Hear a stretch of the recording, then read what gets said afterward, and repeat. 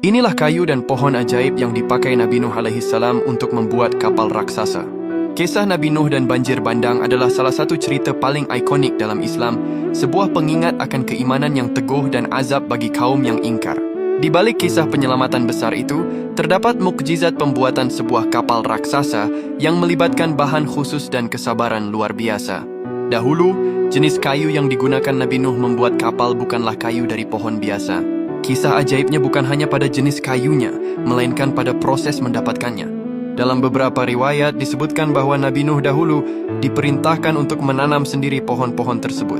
Ajaibnya, pohon-pohon ini tumbuh dalam waktu yang sangat singkat atas kehendak Allah Subhanahu wa Ta'ala, serta siap untuk ditebang dan diolah menjadi bahan kapal yang kokoh. Ada juga kisah yang menyebutkan bahwa kayu-kayu tersebut berasal dari pohon-pohon yang sudah ada sejak Nabi Adam, yang disimpan dan tumbuh subur secara ajaib untuk tujuan ini.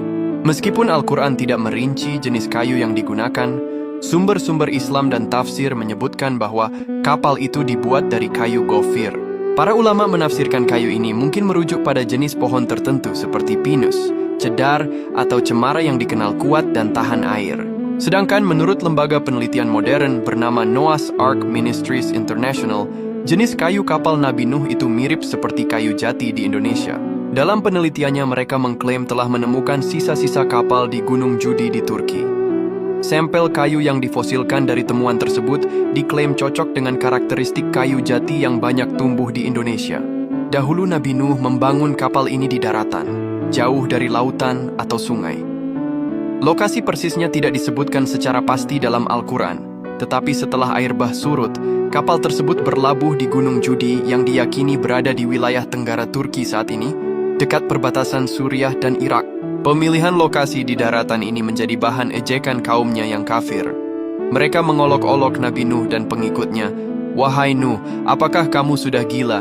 Kamu membangun kapal di tengah padang pasir. Bagaimana kapal itu bisa berlayar?"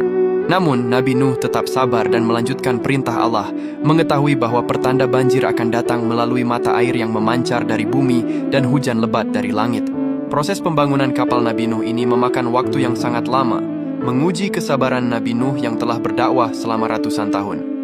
Menurut berbagai tafsir, waktu yang dibutuhkan untuk membangun kapal ini berkisar antara 40 hingga 80 tahun. Ada juga riwayat yang menyebutkan hingga 400 tahun, termasuk waktu menanam pohonnya.